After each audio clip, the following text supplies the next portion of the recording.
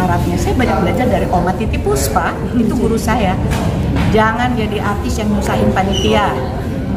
Jangan jadi artis yang kebanyakan ngasih syarat.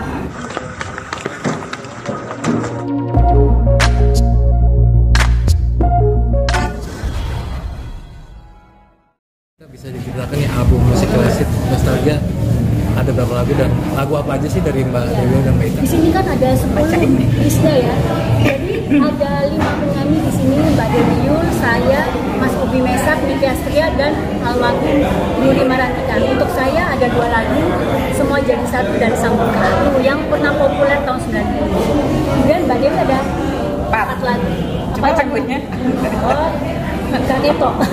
Kalau Mbak Dewi ini lagunya Kau Bukan Dirimu, Kau Kini Baru Kau Rasa, kemudian duet bareng Mas Nuri ada apa gitu? Widuri dan apa lagi? Rindu yang Terlarang.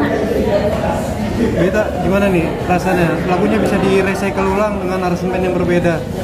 Waduh, alhamdulillah banget ya, karena lagu Semua Jadi Satu tuh memang aku tuh ngefans banget sama lagu itu dari tahun 90. Jadi saat aku nyanyi jadinya ya, nyanyi ya. Pas off-air itu aku sering sekali bawain lagu Semua Jadi Satu. Nah, kesempatan itu datang saat pandemi, terus Pak Hadi bilang saat masih hidup ya beliau, Ita, kamu mau lagu apa? Kayaknya harus lagu yang ngebeat karena lagu kamu selama ini yang beat kebanyakan slow. Oh ya udah, saya milih lagu Semua Jadi Satu, Pak. Ya udah, itu tadi. Kemudian diaransemen oleh Bapak. Baita, itu kan Baita, boleh ke tengah aja Mbak. Ada kesulitan tersendiri nggak sih? Kenapa Mas? Ada kesulitan tersendiri nggak bawain lagu yang energetik kayak gitu? Baita, lihatnya ke kamera aja Mbak. Basic saya kan sebenarnya kan nyanyi rock ya. Basicnya rock ya. Basic rock. Jadi sebenarnya aku tuh memang seperti lagu-lagu ngebeat itu aku di off-air tuh sudah sangat terbiasa banget.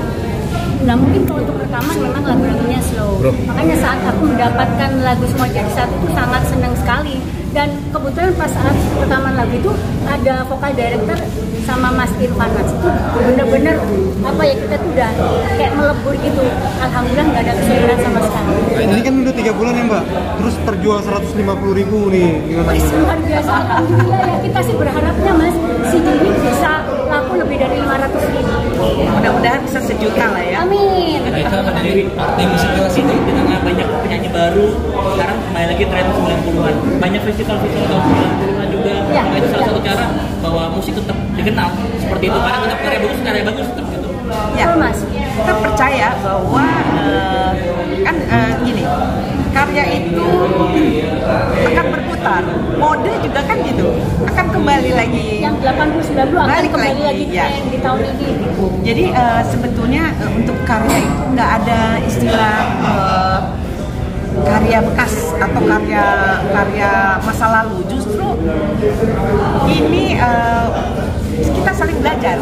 Generasi muda belajar dari kesuksesan karya-karya yang lampau, yang kita belajar untuk mengaktualisasi diri.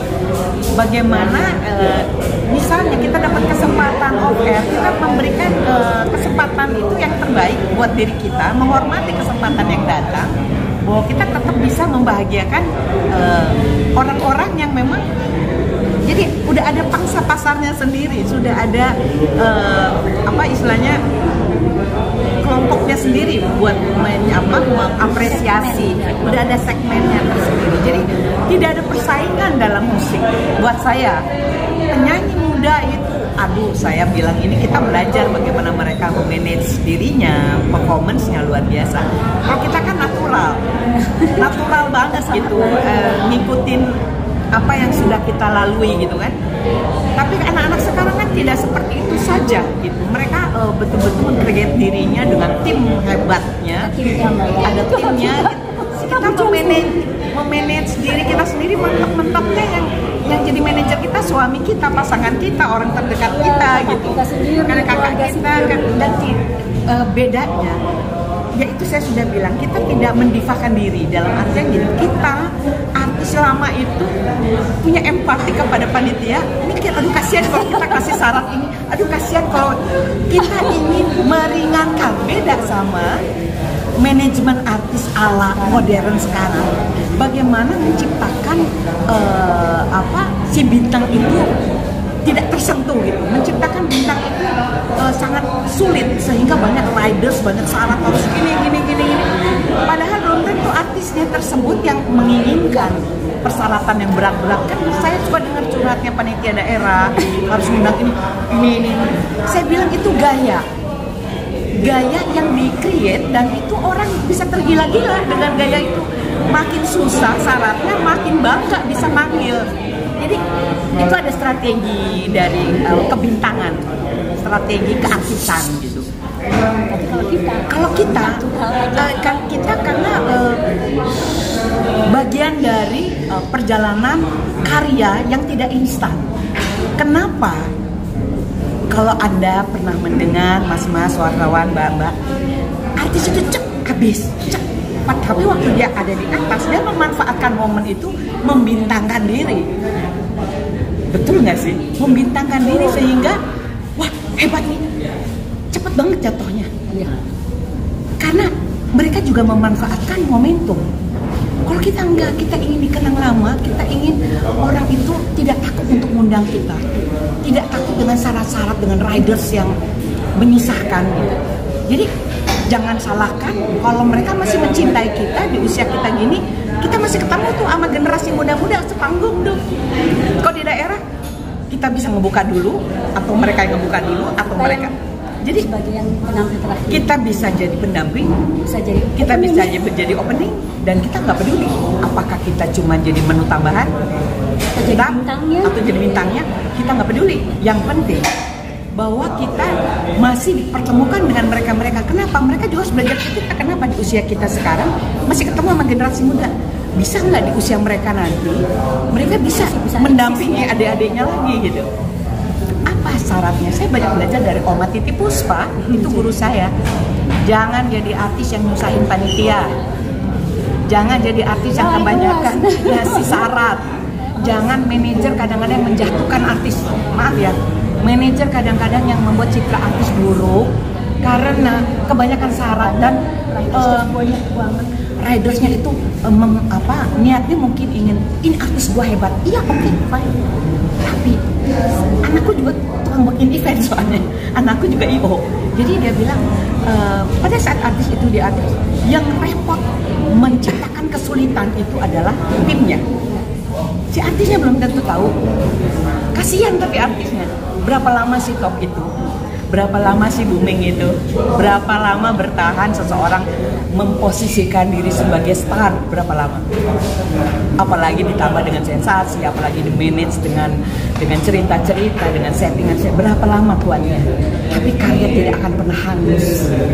Karya yang hebat, karya yang berkenan sampai di jiwa, nggak akan putus oleh waktu, dekade, bisa abad. Ada lagu kita yang saya tadi nyanyikan 500 tahun. Saya masih mau belajar. Artinya kan ada daya seni itu, ada daya magis, ada kayak kreativitas itu punya magic sebetulnya. Kalau dibikin tanpa instan, ada proses di situ, kejujuran dalam berkarya.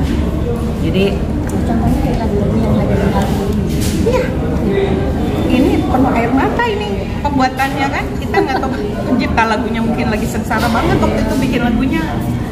Terus tadi yang saya bilang lagu Kau Bukan Dirimu ada sejarahnya 3 tahun terbengkalai sampai Mas Ireng istilahnya bongkar pasang, Pak. Ini Mas Ireng nyimpen gitu loh, apa sih di apa ya istilahnya kalau orang dibekap tuh, diperem tuh, dibaca. Jadi sebagai ini kan lagu-lagu ini kan sebagai legacy kan. Ya, legacy. Ya. Nah, ada efek dalam kan royalti sedang disorot juga kan. Nah, apakah sudah ada positifnya, Pak? Ya, saya mau cerita juga tadi saya lupa.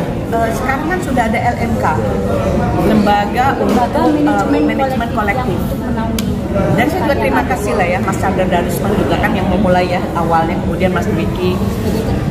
Saya sebagai anggota, saya sebagai anggota Papri, saya masih jadi anggota, dan itu saya selama pandemi kemarin juga menikmati apresiasi itu, menikmati royalti itu. Terima kasih, alhamdulillah. Saya termasuk salah satu yang dapatnya besar.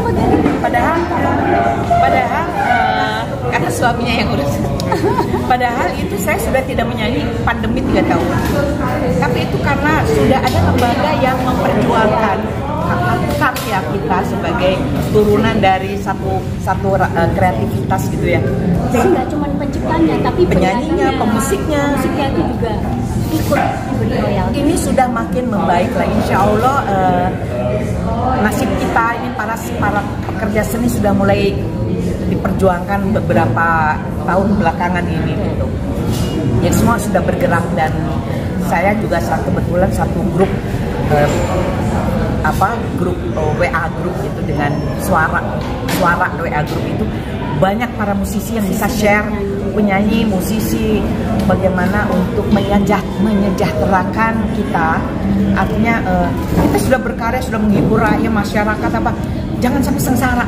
Bagaimana karya-karya kita yang dulu, kan kita waktu jualan kaset kan juga pemerintah mengkolek dia cukainya ada pajaknya.